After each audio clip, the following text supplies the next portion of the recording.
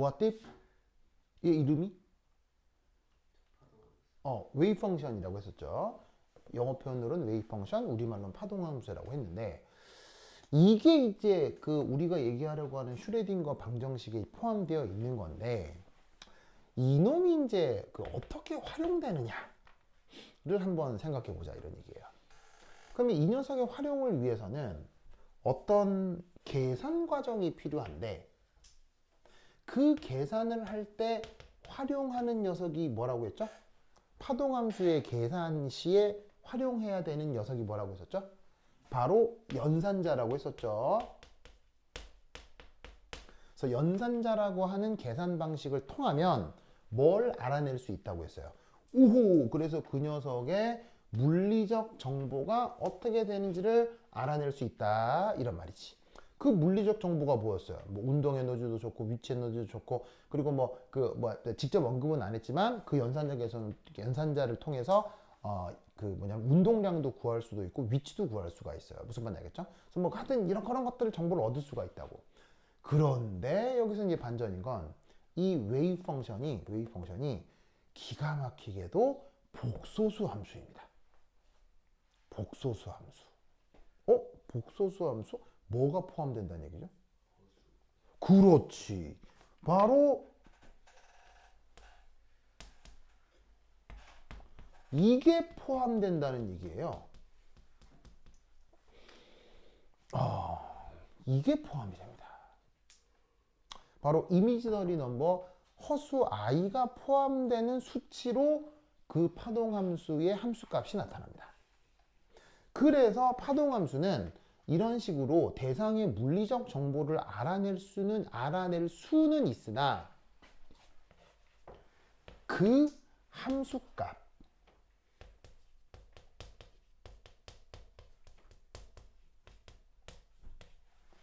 자체의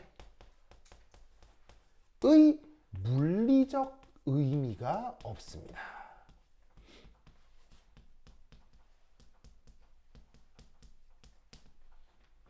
그 함수값 자체의 물리적 의미가 없습니다.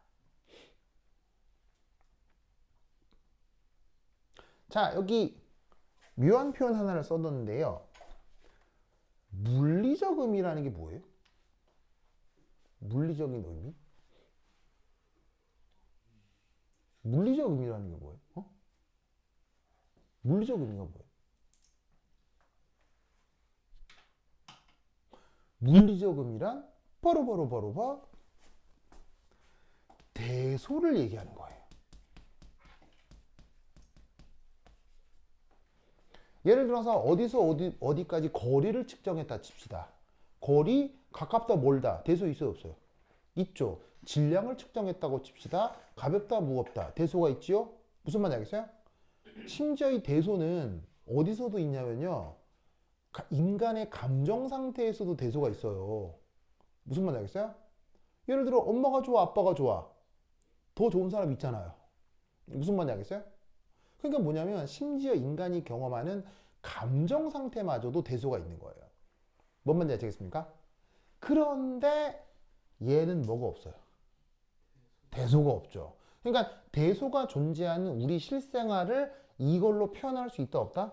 표현할 수 없기 때문에 이 웨이브 펑션의 함수값 자체는 물리적 의미를 찾을 수가 없는 거예요. 그래서 파동 함수라는 거 하고 하는 게 있으니까 거기에다가 x라고 하는 좌표값을 탁 넣기만 하면 무슨 값이 뿅 나오기는 해요. 근데 그 값이 무슨 의미가 있느냐? 없다고. 그게 아니라 복소수 함수로 표현되어 있는 이 이상한 파동 함수의 연산자를 연산해주면 이상한 숫자 하나가 툭 나오는데 그게 물리량이 된다는 거예요. 무슨 뜻인지 아시겠어요?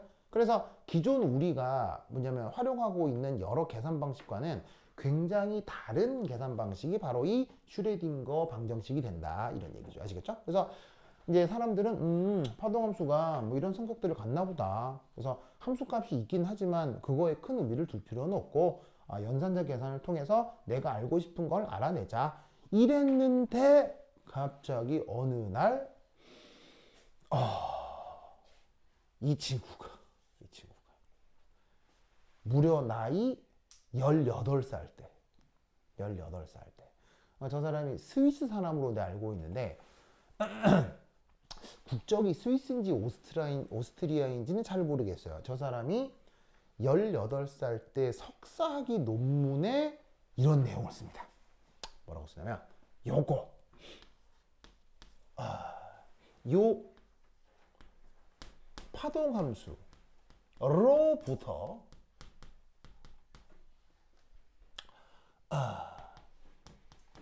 해당 입자.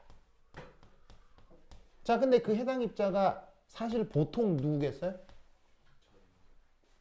그 해당 입자가 지금 우리가 하려고 하는 화학에서는 보통 누구겠어요? 전자겠죠, 전자. 전자. 왜냐? 화학의 모든 상호작용을 뭐로 표현할 수 있어요?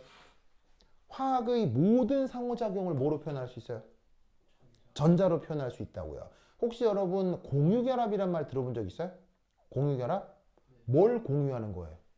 전자를 공유하는 거예요. 혹시 여러분 이온이란 말 들어본 적 있어요? 이온은 뭘 잃고 뭘 얻는 거예요? 전자. 무슨 말 알겠죠? 그러니까 그 화학에서 얘기하는 모든 상호작용의 핵심에 전자가 있기 때문에 양자역학을 화학에 적용을 할 때는 그 대상이 보통 누구라고요? 전자. 무슨 말 알겠죠? 그러면 저 보온이란 양반은 어떤 생각을 했느냐? 이 파동함수로부터 그 해당 입자가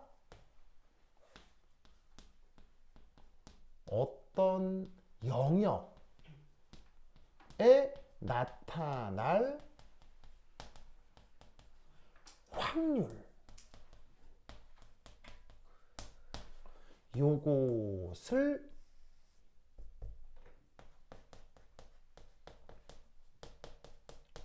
알 수 있다 라고 생각을 하는 겁니다. 누가? 저 보온이라는 사람이.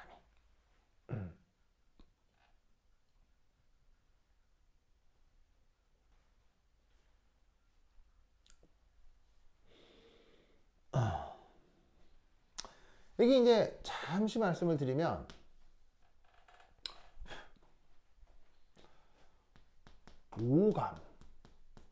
오감이라는 게 뭐예요? 오감이 뭐예요? 보고 냄새 맡고 맛보고 듣고 만지고 이런 걸 오감이라고 하잖아요. 그 오감으로 알아낼 수 없는 대상을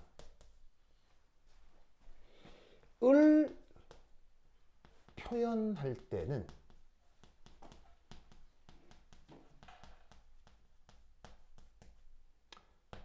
확률이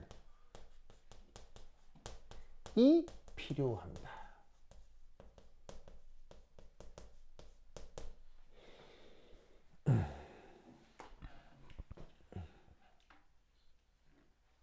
자, 무슨 말이냐?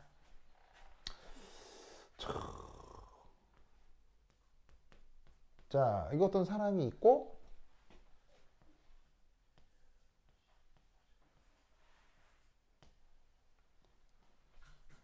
자, 뭘 그린 것 같습니까? 어떻게 알았어요? 어떻게 알았어요? 어떻게 알았어요? 어떻게 알았어요? 진짜, 예. 고양이를 그린 겁니다. 고양이. 자, 어떤 고양이를, 어떤 사람을 봅니다.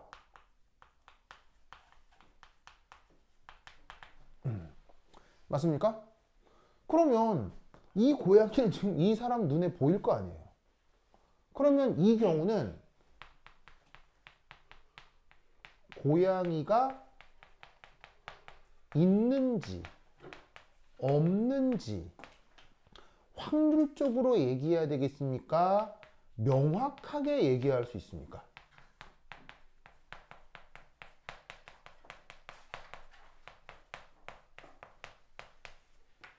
명확하게 얘기할 수 있죠. 무슨 말인지 알겠어요? 내 눈에 보이는 고양이가 좀 있거나 없거나 이게 뭐 틀린 얘기예요? 정확하게 얘기할 수 있죠. 맞습니까? 그런데 혹시 여러분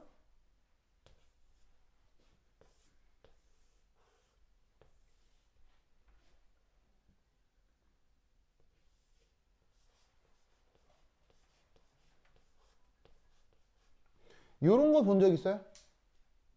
이런 걸 무슨 고양이라고 하죠? 이게 그 유명한 슈레딩거의 고양이 사건이죠. 자, 여기 이제 뭐가 있느냐.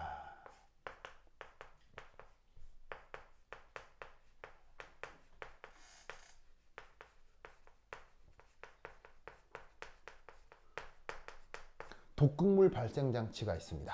원문에는 아주 강력한 방사성이 나오는 물질이다. 뭐 이렇게 되어 있긴 하거든요. 근데 어쨌건 뭐 방사성이 됐건 독극물이 됐건 이 고양이를 죽음에 이를 수 있는 위험한 물질이 들어있다고 칩시다. 그런데 이 독극물 발생 장치의 작동 확률은 몇 프로? 작동 확률은 50%. 그럼 이때 이걸 바라보는 관찰자는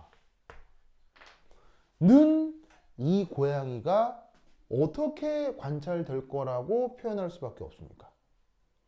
바로 봐.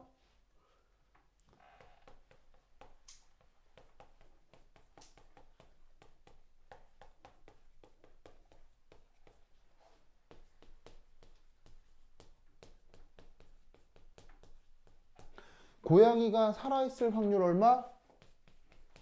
2분의 1. 고양이가 죽어있을 확률 얼마? 2분의 1. 이것에 의한 산술 평균. 으로 저 고양이를 표현할 수밖에 없다. 라는 게 바로 슈레딩거의 고양이 사건인 거예요.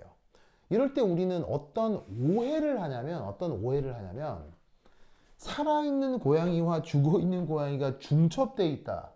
라는 되도 않는 소리를 하거든요. 그런 거 아니에요. 무슨 말 알겠어요? 살아있는 고양이와 죽어있는 고양이가 중첩돼 있다. 그런 거 아니에요. 이건 뭐를 얘기하는 거냐면 이 고양이는 어디에 들어가 있어요? 어디에? 외부에서 관찰을 할 수 없는 상자 안에 들어가 있죠. 그리고 소리가 들리는 것도 아니고 막 그렇잖아요. 그러면 이 이벤트를 사람이 오감으로 인식할 수 있어요? 인식할 수 없어요? 오감으로 인식할 수 없는 것은 명확하게 표현할 수 있어요? 불가능해요? 명확하게 표현할 수 없죠. 그러니까 어떻게 됐냐? 그러니까 그런 상황은 명확하게 표현하는 게 아니라 확률론적으로 표현할 수밖에 없다라는 거지. 살아있는 고양이와 죽어있는 고양이가 중첩되어 있다. 되도 않는 헛소리예요. 무슨 말인지 알겠죠?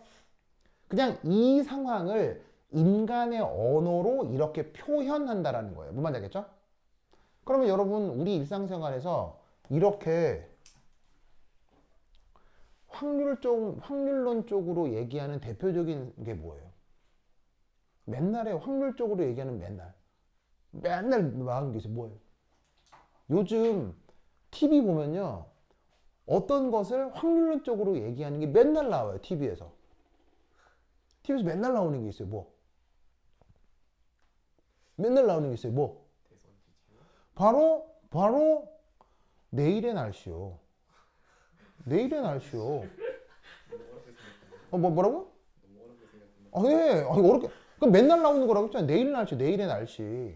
여러분, 내일의 날씨 들으면 최근에 일기예보 9시 뉴스에 딸려있는 일기예보 본 적 있어요? 그때 캐스터가 뭐라고 하냐면요. 네, 내일 비 올 확률은 40%입니다. 이런 말 하죠. 라비 들어본 적 있어? 없어? 있지. 그 다음에 모아띠 들어본 적 있어? 없어? 있지. 엘로이 들어본 적 있어? 없어? 없다고요? 아니 좀 얘기 안 되는데? 이상한 사람이네? 집에 TV가 없나? TV 그래. 혹시 뉴스 끝나고 끄트머리에 보통 키 크고 잘생긴 분들이 나와서 이렇게 막 내일의 날씨를 알려주기도 하는데 그런 건 알아요?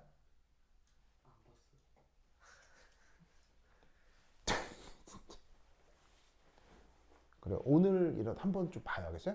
한번 쭉 봐야겠죠? 그래. 그래. 데니얼 그런 말 들어본 적 있죠? 오바마도 들어본 적 있죠? 내일 비 올 확률이 40% 이런 말 들어본 적 있죠? 너도 본 적 없구나?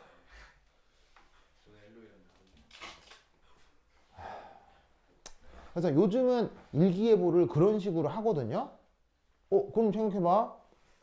내일 비 올 확률이 40%입니다. 라고 얘기를 했다고 해서 비 안 오는 내일 60%와 비 오는 내일 40%가 중첩돼 있어요? 무슨 되도 않는 헛소리야. 무슨 말인지 알겠어요? 그런 거 어딨어. 근데 무슨 말인지 알겠어요? 자, 내일의 날씨는 오감으로 인식할 수 있어, 없어? 안 되지. 그러니까 뭐로 표현하는 게 편리한 거야. 확률론적으로 표현하는 게 편리한가 그렇게 표현하는 거지. 이 두 개가 중첩돼 있다. 개소리야. 무슨 말인지 알겠어요? 그런 거 없어. 그런 건 없는 거야. 무슨 말인지 알겠어요? 잘못된 표현이야. 그래서 인간의 언어로 오감으로 인식할 수 없는 것을 표기하기 위한 편한 방식일 뿐인 거야. 그게 양자역학이야. 아시겠죠? 그러면 우리가 언급하려고 하는 전자 오감으로 인식할 수 있어, 없어? 안 되잖아. 눈에 보이는 게 아니잖아. 그럼 이 녀석의 성격을 무엇으로 표현하는 게 편리하겠어? 확률로 표현하는 게 편리하다고. 그러니까 그 존재를 표현할 수 있는 확률적 표현이 있지 않을까를 이 녀석이 생각한 거야. 무슨 뜻인지 아시겠어요? 그래서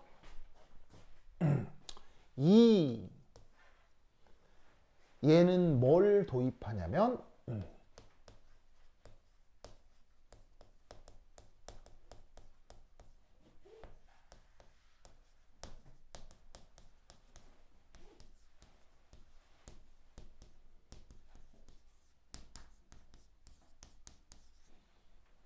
probability density function이라고 하는 녀석을 도입합니다. 자, probability density function 우리말 번역은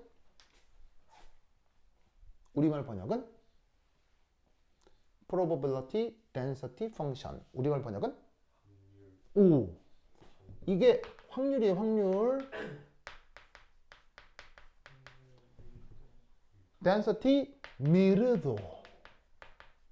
function 함수. 그래서 우리말 번역 확률 밀도 함수. 그걸 영어 표현으로 probability density function이라고 하는 거예요. 알겠죠?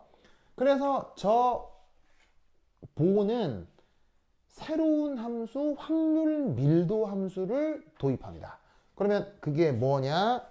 이거예요. 파동함수가 있죠?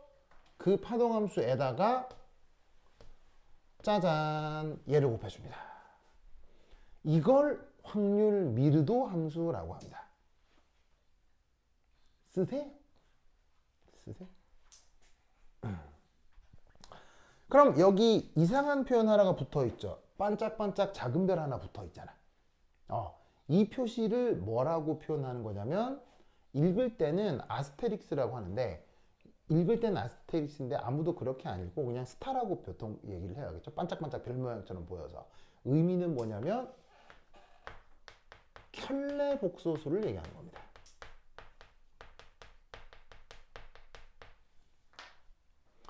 자, 복소수에서 켤레란 말 알죠? 복소수에서 켤레란 말 알죠? 예를 들어 1 플러스 i의 켤레가 뭐예요?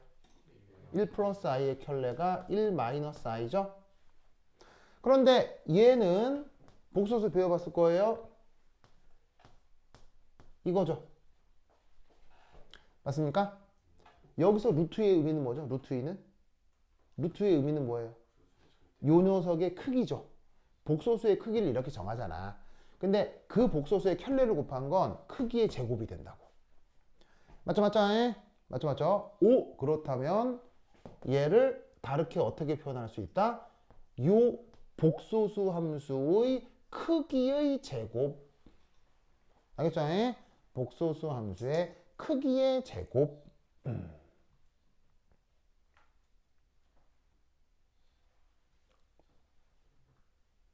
됐습니까? 이것을 확률 밀도 함수로 새롭게 정의합니다. 니기가 본. 아시겠죠? 저걸 정의합니다.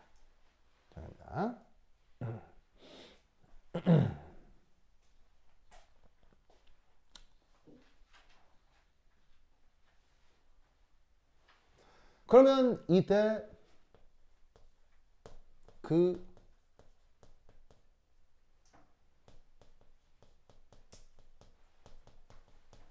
확률 표현 어떻게 되느냐?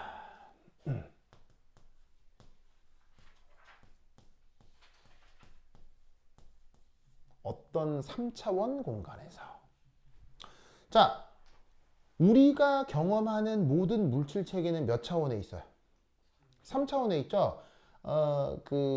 슈레딩거 파동 방식 직관 얘기를 하면서 쉽게 도입을 하기 위해 1차원을 얘기를 했지만, 우리가 살아있는, 우리가 관찰하는 이런 물질 공간은 다 X축도 있고 Y축도 있고 G축도 있고, 무슨 말인지 알겠어요?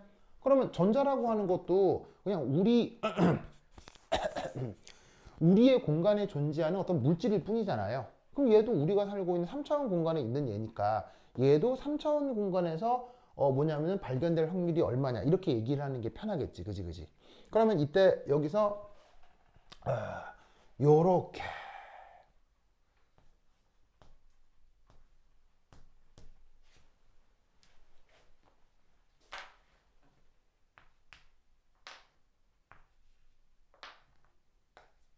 요렇게. 자, 여기서 잘 보시면은 파이라고 하는 게 뭐라고요? 파동함수. 자, 그 다음 여기에 있는 요 XYZ는 그 전자의 좌표. 그 전자의 좌표. 자, 여기 있는 전자, 여기 있는 전자. 그럼 여기 있는 전자는 만약에 X축으로 몇 칸, Y축으로 몇 칸, Z축으로 몇 칸의 좌표가 있을 거 아니야. 그 좌표를 X, Y, Z라고 해보자. 그럼 그 좌표에서의 파동함수 값이 있을 거 아니야. 그거를 수식적으로 이렇게 표현할 수 있는 거지. 마치 뭐처럼, 뭐 Y 콜 fx처럼. 그래서 좌표가 1차원인 녀석에 대해서는 함수값을 이렇게 표현하잖아. 그런 것처럼 3차원 좌표에 있는 애는 좌표를 이렇게 표현하면 되는 거겠지. 무슨 말 알겠죠? 그런데 저 보는 뭘 도입했어요? 뭘 도입했어? 이거 자체가 뭐예요? 복소수 함수이기 때문에 얘를 그대로 두는 게 아니라 이 녀석을 크기의 제곱, 크기의 제곱 보이세요? 크기의 제곱. 그러면 잘 봐. 복소수 함수는 크기 있어 없어? 복소수 함수는 크기 있어 없어? 복소수 함수는 대소 있어 없어? 없지. 극혈에도 대소 있어 없어? 없지. 그런데 크기는 복소수야 실수야? 크기는 항상 또 양의 실수지. 무슨 말인지 알겠어요? 복소수는 대소가 없는데 그 크기는 항상 양의 실수야. 양수라고. 그래서 얘는 파동함수인데 얘 크기를 제곱한 이건 뭐라고 부른다고? 그 크기를 제곱한 얘는 뭐라고 부른다고? 이건 파동함수인데 그 크기의 제곱을 한 얘를 뭐라고 부른다고? 자, 말을 외워야 되니까 계속 반복해서 따라해 봅시다. 알겠어요? 이런 말을 처음 쓰니까 자꾸 따라해야 돼요. 알겠죠? 이게 뭐라고? 확률 밀도함수. 영어로는 probability density function. 알겠죠? 이게 처음 쓰는 말이라 자꾸 말을 해서 외워야 돼. 알겠지? 그래서 얘를 뭐라고 부른다? probability density function. 그러면 얘를 가지고 어떤 3차원 공간에서 발견될 확률을 어떻게 표현하느냐? 요렇게 얘를 적분합니다. 누구에 대해서? 우선 첫 번째 X변수에 대해서. 그러면 그 X변수가 그 공간에서 변하는 어떤 정의역이 적분 영역이 X1에서 X2라고 해보자 이런 말이죠. 즉 X변수가 X1에서 X2까지 변하는 어떤 영역이 있을 거 아니야. 그거에 대해 얘를 적분해 주는 거예요. 그러면 이런 식으로 정적분이 끝나면 그 변수는 남아있게 되어 변수는 사라지게 돼요. 정적분을 해버리면 사라지죠? 그러면 요거를 통으로 그대로 뒀다가 이걸 다시 누구에 대해서 y에 대해 적분하는 거예요. 그럼 y를 정의해주는 그 적분 구간 영역 y1에서 y2가 있겠죠. 그러면 이 정적분이 끝나버리면 y 변수는 사라지겠죠. 이걸 다시 누구에 대해서 z 변수에 대해서 영역을 규정하는 그 좌표 z1에서 z2까지를 적분을 하는 겁니다.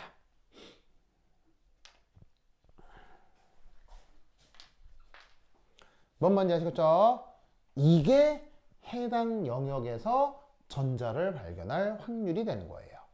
그럼 이때 어떤 3차원 공간이라고 썼잖아요. 지금 여기 보시면 inner 3D space라고 했잖아요. 그럼 그 inner 3D space가 지금 어떻게 표현되는 거냐? 이렇게 되면 지금 제가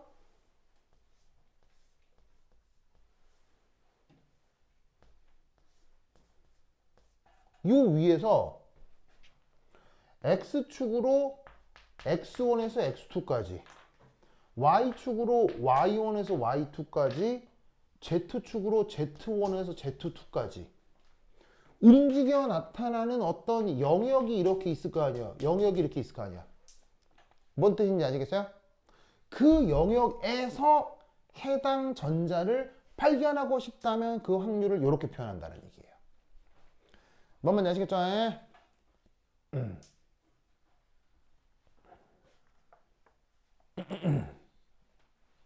됐죠? 이 논리를 꼭꼭 기억해두시기 바랍니다. 오케이, 됐다.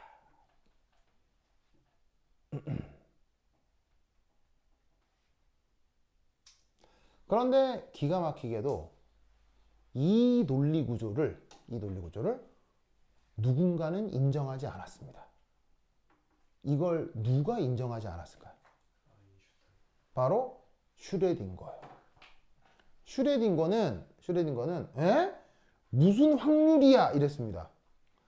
내가 만들어낸 파동함수에는 저런 성격이 없어 라고 슈레딩거가 얘기했습니다. 그런데 슈레딩거는 무슨 상 받았다고 했죠? 노벨상 받았다고 했죠? 그 슈레딩거가 저런 말도 안 되는 얘기를 이라고 했으나 그 이후로 20, 30년 동안 전 지구 모든 물리학자들이 생각해 본 바, 이 사람의 아이디어가 굉장히 훌륭하다. 그래서 이 막스 본 이 사람도 뭘 받습니까? 노벨상을 받습니다. 무슨 뜻인지 아시겠어요? 18살 때 했던 업적으로 노벨상을 받는 겁니다. 뭔 뜻인지 아시겠죠? 라비 지금 몇 살이에요? 17살이? 라비 앞으로 2년 남았다? 2년 남았다고. 알겠어요? 그래. 좋아. 무아팁 지금 몇 살? 앞으로 2년 남았다. 알겠죠? 그래서 여러분들이 열심히 해서 노벨상 한번 받아봐. 알겠어요? 엘로 2년 남았다. 이게 뭐가 젤로 사람이 그 일기예보도 안 보고 뭐 얘기를 하고 맨날 반대로 얘기하고 사람이 이상해요. 그래. 자, 이거 보이시죠? 자, 그런데 아무래도 이렇게 표현하는 게 뭐가 되게 편해 보여요? 매우 귀찮아요. 이렇게 표현하는 게. 적분만 3번을 연속으로 한다. 쉽지 않잖아요. 이런 걸 뭐라고 부르냐면, 이게 적분만 여러 번 한 이런 걸 뭐라고 하냐면 중적분이라고 합니다. 중적분. 자, 적분이라는 말 알죠? 적분. 근데 중이라는 말은 어떤 뜻이냐면 무겁다라는 뜻도 있지만 중이라는 말은 자꾸라는 뜻입니다. 자꾸라는 뜻으로 쓰는 말이 여기서 중이에요. 중. 아시겠어요? 그래서 적분을 자꾸 한다라는 뜻으로 쓰는 말이 중적분. 아시겠죠? 그러면 이 중적분 표시를 매번 적분 표시를 3번 하고 너무 불편하잖아. 그래서 얘를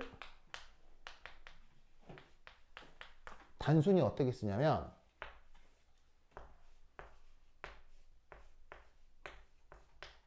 이렇게 표기하고 맙니다.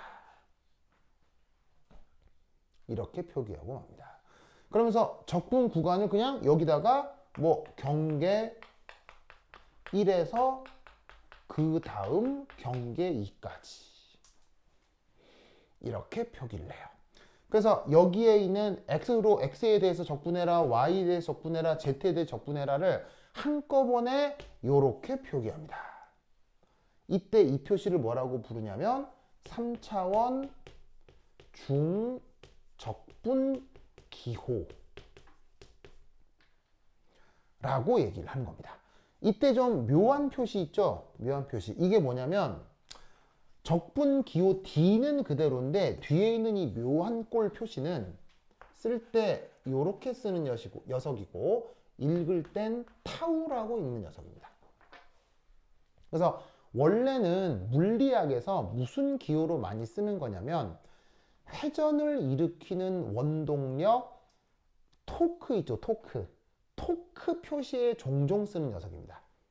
그래서 그 회전을 일으키는 원동력 토크를 표시할 때 이것도 그리스 알파벳이에요. 그리스 알파벳인데 타우 표시를 쓰는 건데 그거를 이 3차원 중적분 표시에서도 그 표시를 그대로 써요. 아시겠죠? 그래서 X축으로 적분하세요. Y축으로 적분하세요. G로 적분하세요. 그걸 그냥 한꺼번에 D타우 이렇게 쓰는 거예요. 뭔 뜻인지 아시겠죠? 아시겠죠? 근데 이거를 아까도 뭐라고 그랬어요? 수학자들은 시각적인 대응관계나 대칭성을 굉장히 중요하게 생각한다고 했죠. 시각적인 대응관계. 그래서 이때 뭐 얘를 어차피 이렇게 두는 거 아니야. 얘를 이렇게 대응시키는 거 아니야. 그러면 그야말로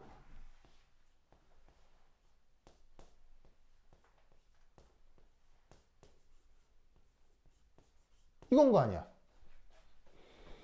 무슨 말 알겠어요? 그냥 이건 거 아니야. 그럼 이게 무슨 의미냐면 미분기호 dx를 x축으로의 미소변이라고 생각하는 거예요. 얘는 y축으로의 미소변이 z축으로의 미소변이라고 생각하는 거예요. 즉 x축으로 찔끔 움직인 정도 곱하기 무슨 말 알겠어요? 요 사이가 곱하기 단순 곱하기라고 생각하는 거야. 여기도 곱하기. 그럼 x축으로 찔끔 움직이고 y축으로 찔끔 움직이고 z축으로 찔끔 움직인 것을 세 개를 곱했어. 그러면 이건 뭐가 찔끔 변한 거야? 뭐가 찔끔 변한 거야? 부피가 찔끔 변한 거지. 그래서 얘를 뭐라고 부르기도 하냐면 최적소라는 이상한 표현을 쓰기도 해. 즉 찔끔 움직인 걸 다 곱하면 부피가 찔끔 이렇게 변한 거잖아. 그 부피의 최소 무슨 말인지 알겠어요?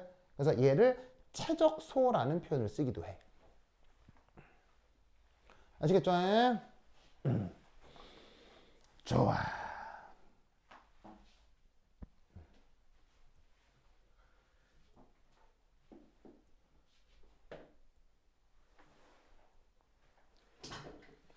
그래서 이 최적소를 영어 표현으로는 뭐라고 하냐면 이 밑에 써야 되는데 쓴 칸이 없어요. 이 최적소를 영어로는 infinitesimal volume이라는 말로 써요. infinitesimal volume이라고 얘기를 하는 거예요. 그래서 영어 표현을 이렇게 쓰고 번역은 최적소 이렇게 번역을 하는데 자 볼륨은 뭐 직역하면 뭐예요? 볼륨은 부피고요. 인피니티시멀은 극소의 극소 미분 가능할 정도의 극소 변화 그걸 인피니티시멀이라고 하는 거예요. 그래서 극소 부피라고 직역하면 그렇게 되는 거지. 근데 이제 그거를 최적소라는 말로 쓰기도 하고 아시겠죠? 그래서 뭐냐면 단순 적분을 하라는 기호일 뿐인데 이거에 이제 시각적 대응성 때문에 부피의 부피의 극소 변화가 되겠구나 라고 말을 쓰기도 해. 알겠죠? 알겠죠? 이 논리를 꼭꼭 기억해 두시기 바랍니다. 오케이, 됐다. 됐죠, 됐죠? 그 다음 해줄게요. 어진다 주네. 그 다음 1, 2, 3, 4.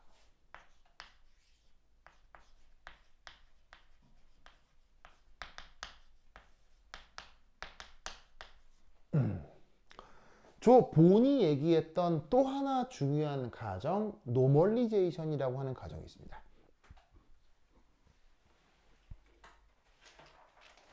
자, 저 보이세요? 노멀리제이션. 자, 노멀리제이션이라고 쓰고 번역은 정규화입니다. 정규화.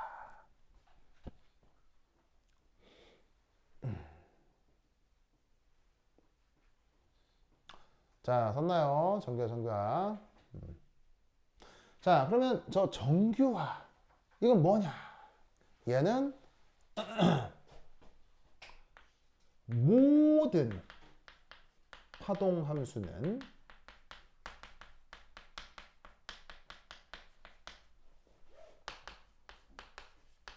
다음을 만족해야 합니다. 그러면 여기에 있는 이 모든 파동 함수가 뭘 얘기하는 거냐? 얘는 우리가 곧 배우게 될 원자 오비탈.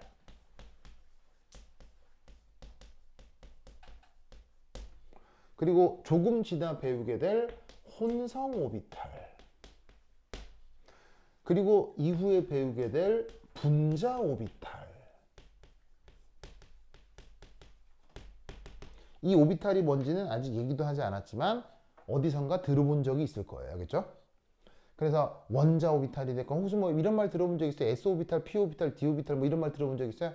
그런 것부터 뭐 SP 혼성, SP2 혼성, SP3 이런 말 들어본 적 있어요? 그런 것까지 해서 뭐 시그마 분자기도 함수, 파이 분자기도 함수, 뭐 컨주게이션, 뭐 레조넌스, 뭐 이런 말 들어본 적 있어요? 뭐 아로마티시티 이런 말 들어본 적 있어요? 그런 모든 것들을 포함하는 얘기예요. 무슨 말인지 알겠죠? 그래서 그런 모든 파동 함수는 어떤 성격을 갖는다? 이런 성격을 갖습니다.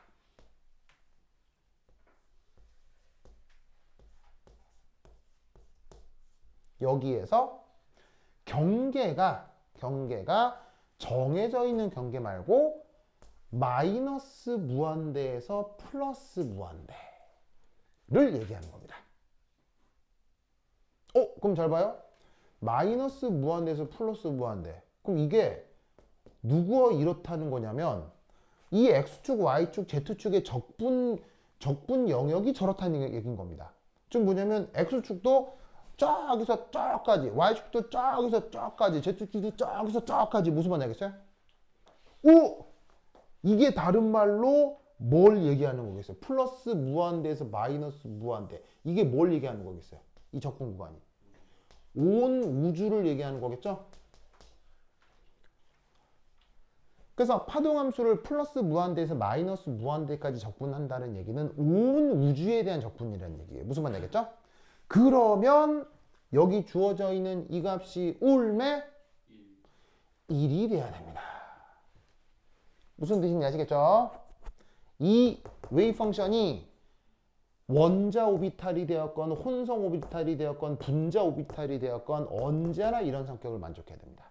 그러면 1이라고 하는 것의 의미가 뭐냐? 자, 1은 다른 말로 100%죠. 무슨 말인지 알겠어요? 그러면 이 말뜻이 뭐냐?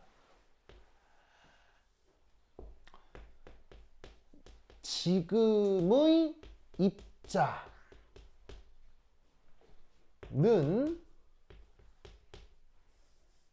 온 우주 어딘가에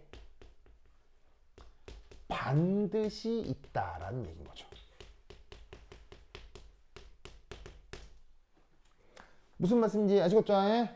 자, 내가 지금 어떤 전자를 언급하고 있어. 이놈의 전자가 공유결합을 하고 있는 전자인지 아니면 이온결합을 하고 있는 전자인지 화학결합을 안 하는 원자에 속박된 전자인지 무관하게 이 전자는 우리 우주 안에 있어. 맞는 말이야, 틀린 말이야?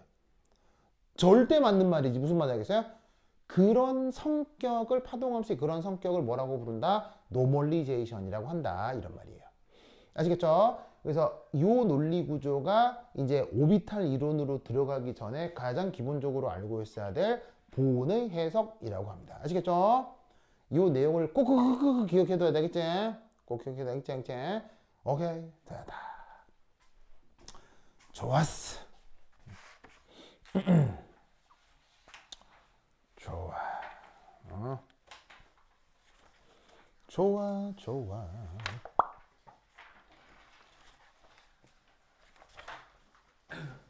다음 시간에 테스트.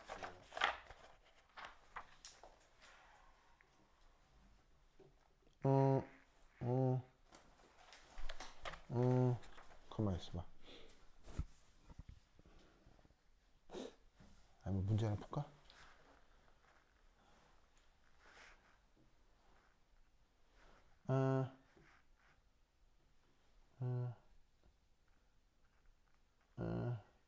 아니, 그래? 뭐, 그래. 그거, 뭐야, 원래 오늘 뭐 하려고 했냐면, 그 보호 모델, 그 증명하는 퀴즈를 치려고 했거든요. 다 준비 다 해놨어요. 다 해놨는데, 진짜 저기, 무아띠비 오는 바람에, 무아띠 다음 수업이 수요일이거든요. 수요일까지 그걸 달달달 외워보세요. 아시겠죠? 뭐를요? 독방을 초대해 주셔야 돼요. 프린트. 프린트.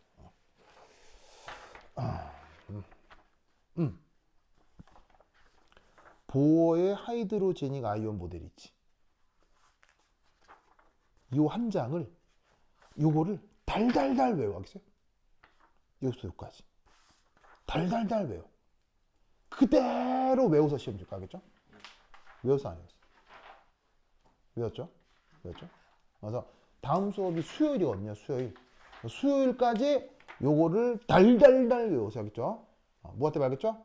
그래서 오케이 됐다. 그래서 무아띠 때문에 수요일날 해야 될 것 같아요. 지금 어때? 시험제가 백지예요? 아닙니다. 그렇게 무성의하게 되지 않습니다. 그럼 어떻게 돼 있어요? 어떤 식으로 되어 있냐고요? 유도 과정이 처음부터 끝까지 쫙 나열되어 있습니다. 거기에 구멍 15개가 뚫려 있습니다. 무슨 말인지 알겠어요?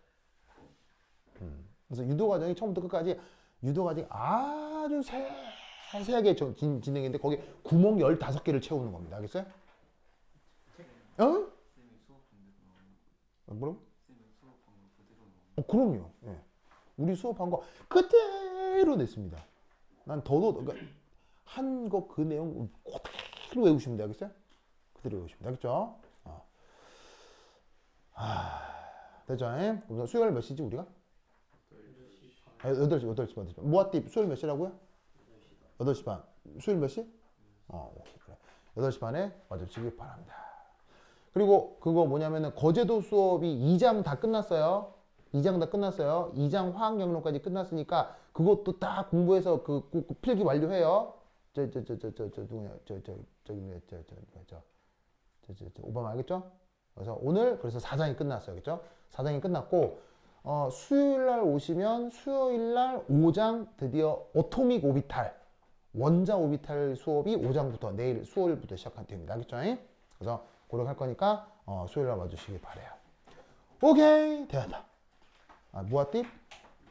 자, 무아띠 이렇게 여기서 얼굴 높이까지 손 올려야 돼. 이렇게. 자, 이렇게 그렇지. 잘했어. 자, 오케이 됐다. 그러면까지 다음 시간 만나요. 안녕. 잘했어요. 오, 좋아.